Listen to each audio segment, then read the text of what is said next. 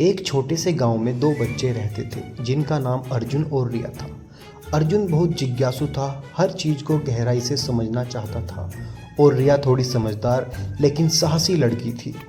उस गांव में एक अफवाह फैली हुई थी कि पास के जंगल में एक सफ़ेद डायनासोर रहता है।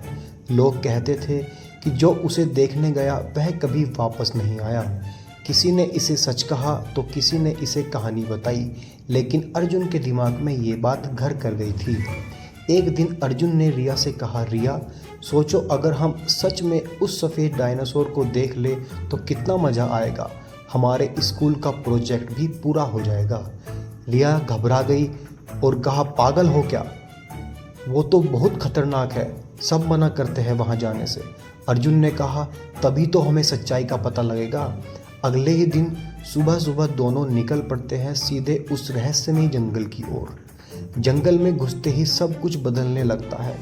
पेड़ों में सरसराहट, अजीब सी आवाज़ें और ज़मीन पर कुछ बहुत बड़े बड़े पंजों के निशान।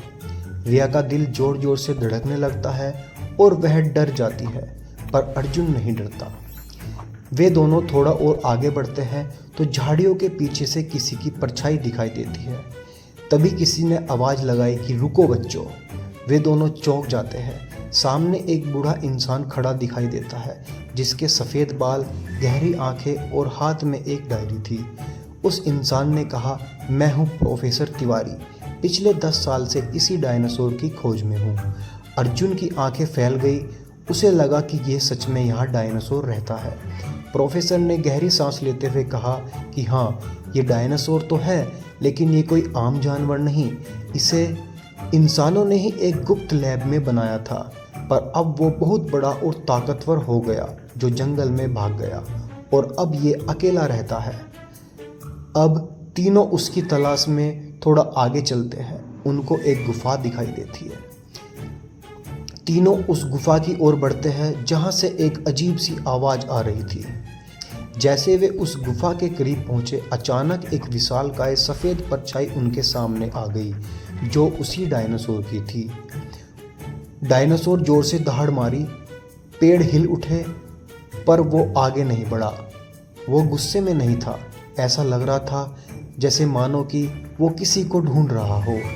रिया ने धीरे से अर्जुन से कहा, ये हमें देख तो रहा है पर हमला नहीं कर रहा। डायनासोर धीरे धीरे रिया की तरफ बढ़ा।